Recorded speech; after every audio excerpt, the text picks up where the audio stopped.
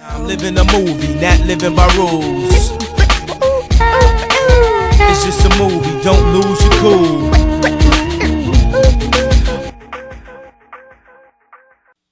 Here is Mr. Big Simba's review of Tron, the original version from 1982. Kevin Flynn, computer genius.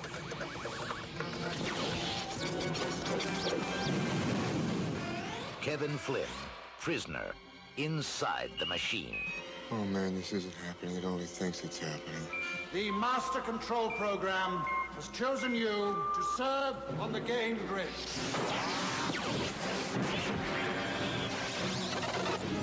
Tron, where energy lives and breathes.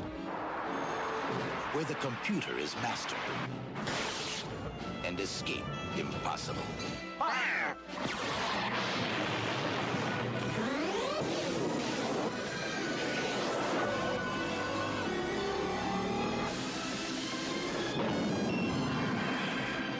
Tron. The adventure begins this summer. So I just sat and watched Tron from 1982, and it's directed by Steven Lisberger. It's produced by Walt Disney Productions, Lisberger Studios, and blah blah blah blah blah. It stars Jeff Bridges, Cindy Morgan, Dan Show, David Warner. Yeah, Jeff Bridges plays a character named Keith Flynn, who used to work for this company named Incom. And he wrote these gaming programs, and he had a co-worker named Ed Dillinger. Ed Dillinger came and he stole the programs and he presented them to the heads at Incom, and he got promoted, and he's now like the senior VP of so-and-so and so-and-so.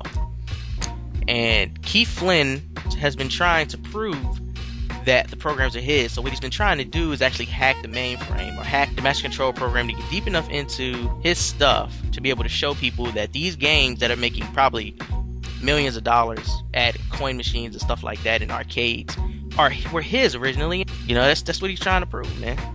So he goes and he has a couple of friends that working on, one of them being Dr. Laura Baines, who is Cindy Morgan, and he also has another friend, Bradley. So anyway, Bradley has been working on this program named Tron, you know, and the game, I guess, opens up with Tron trying to gain access to an I/O tower, aka an input-output tower. There's a lot of computer science name dropping in this movie, people.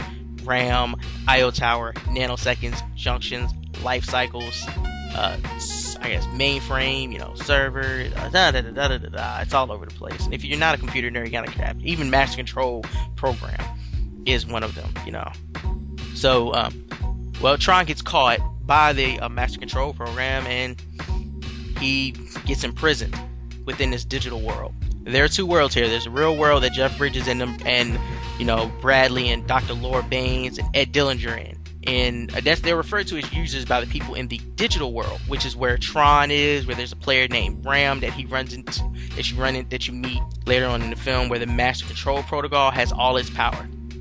The Master Control Protocol, which is he's like the Darth Vader of the digital world, man. He controls everything. He can kill programs instantly because he has a link into everything. Because in the real world, their systems link into banks and different things. Their computers are starting to take over in 1982. It's the beginning of computers running everything because they're more efficient.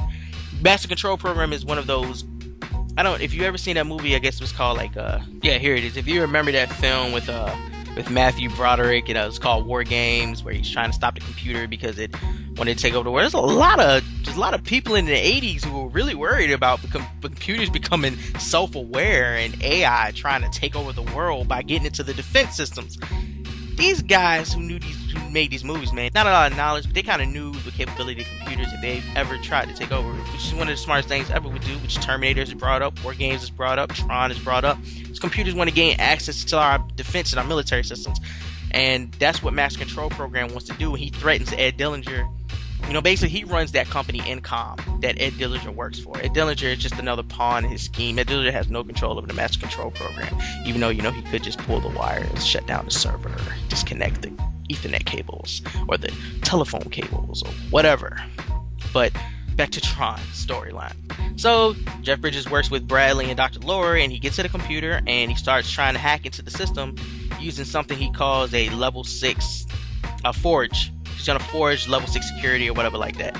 Well, when he does this, of course, Master Control Program knows exactly what he's trying to do. Master Control Program takes over and zaps him with some ray. I think it's the same thing used in Honey, I Shrunk the Kids, but this one zaps you into a computer instead of shrinking you.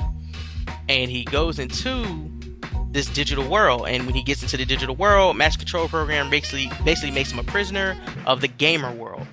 At this point, the digital world is kind of like the movie Gamer, where they take people who in prisons and they basically put them into battles to battle. It's like battle royale, man. In the digital world, you fight for your life. You fight for your life, but you fight for your life in games. And the two basic games that they really have are Life Cycle, which is the racer that you see in every preview. You saw it in Family Guy, where they made a spoof for the Tron world where Peter was racing a car. Yeah, that's Light Cycle, not Life Cycle, Light Cycle.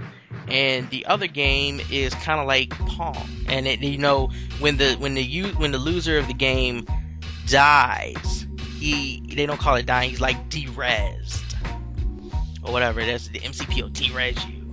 And every person in the real world, Dr. Laura, Bradley, and Ed Dillinger have likenesses of themselves in the digital world. So, of course, Bradley is Tron. He wrote the program Tron. So in the digital world, he's Tron. Dr. Laura is this other program called Yori. I know that her name is Yori and whatever. And Ed Dillinger is this guy named Zark, and he had like troops. And they have little war type ships and things that look like tanks that ride around looking for people, escape prisoners and whatnot. Jeff Bridges gets in there and he has to play these games, man. He has to play Light Cycle, and he has to play this game like Pong-like game. The games are very creative. The way they displayed the games in this world is very creative. I liked it. I thought it was pretty awesome, especially for something in 1982. Light Cycle was very impressive for something that came out in 1982. I mean, back then that probably looked great, but watching it today, it's kind of like, I really want to see what they do with that game in Tron Legacy, because it's going to look awesome. I'm telling you, they did that in 1982. It's going to look beautiful in Tron Legacy next week.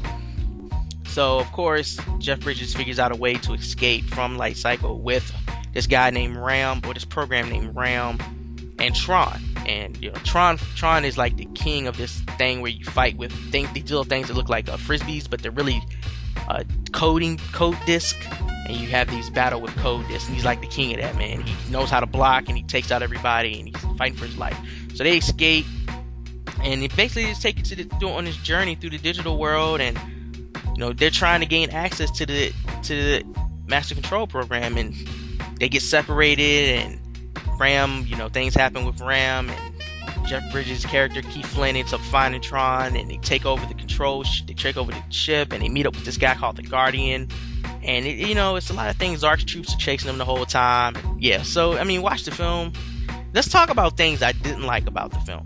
One of the major issues I have with the film is the digital world. The digital world doesn't really look that good. It looks all over the place. It doesn't look put together very well, and I'm looking at what they had to work with in 1982, so I really can't fault them for that. But it's very hard on your eyes, man. It's very hard to know what things are tangible in this world. Jeff Bridges kind of has this power to sync up with everything, I guess, because he was the main programmer. I guess his hand was in every program there since they went off of his work. But it's very hard to see, flying the ships, what's tangible, what can he operate, what can he grab, what is he standing on?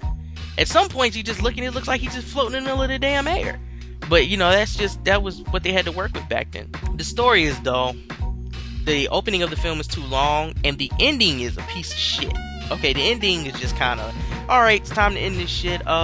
Jeff Bridges saves the day, and he gets out. Tron lives, world's great, la da da da da da. You pretty much can figure that out. But it does not leave any room open for a sequel. There's nothing there at the end of Tron where you go, yup, that was a cliffhanger, or anything like that. It doesn't exist with this film. So I want to see how they do this sequel, how they explain how Jeff Bridges ends up back in the digital world. I want to see how he ends up back in this digital world, and how his son has to go back there, and for what reason this is going on. I don't know, man. I really think that this movie is really more for the computer nerd, the computer geek person. The things they try to do with the effects and stuff is what was really probably groundbreaking back then.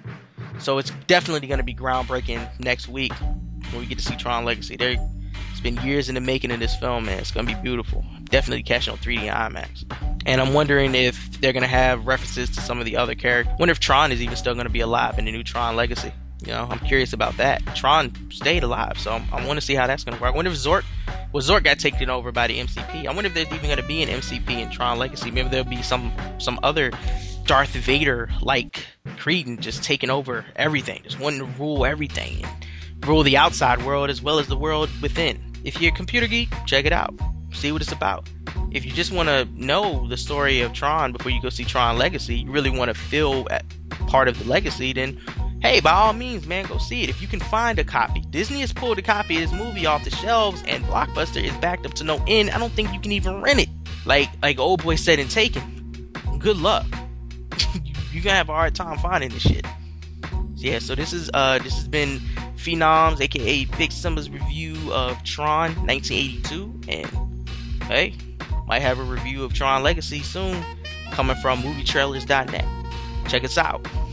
Peace. Get your act together, my life's a movie, I leave you in that act forever. My life's like a movie. My life's like a movie. My life's like a movie.